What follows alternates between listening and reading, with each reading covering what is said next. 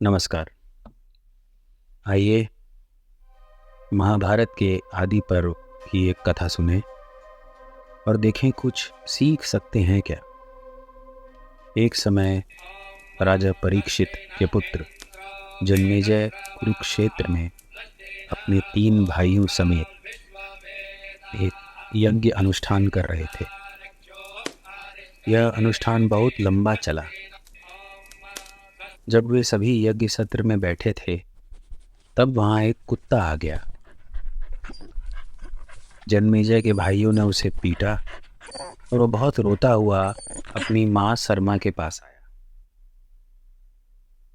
कुत्ते की माँ ने पूछा, तुम क्यों रो रहे हो? तो कुत्ते ने माँ से बोला, जन्मेजय के भाइयों ने मुझे पीटा।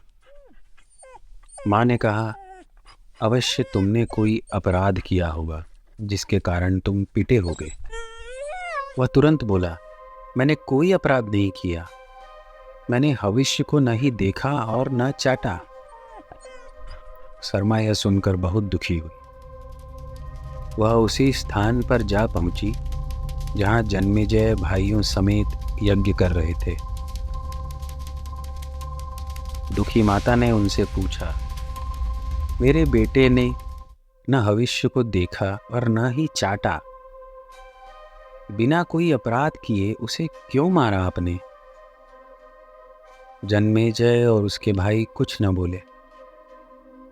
उन्हें अपनी भूल का भान एक प्रकार से हो गया था।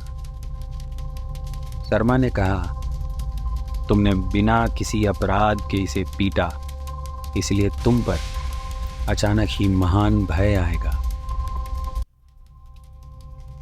यह सुनकर जन्मेजय बहुत घबरा गए और यज्ञ अनुष्ठान समाप्त होने पर हस्तिनापुर आकर एक योग्य पुरोहित ढूंढने लगे जो इस शाप को शांत कर सके। उन्होंने ऋषि श्रुतश्रवा के बेटे सोमश्रवा को अपना पुरोहित बनाया।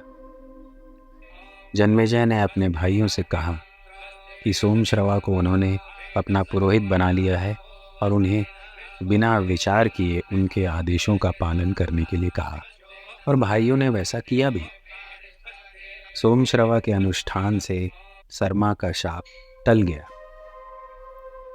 भले ही शर्मा का शाप टल गया था, किंतु उन्हें और उनके भाइयों को एक मानसिक आघात और भय झेलना पड़ा था। उन्हें मंत्रियों से पता चला कि उनके पिता परीक्षित की मृत्यु कैसे तक्षक नाग के डसने से हुई थी, जो एक शाप के ही फलस्वरूप घटा था।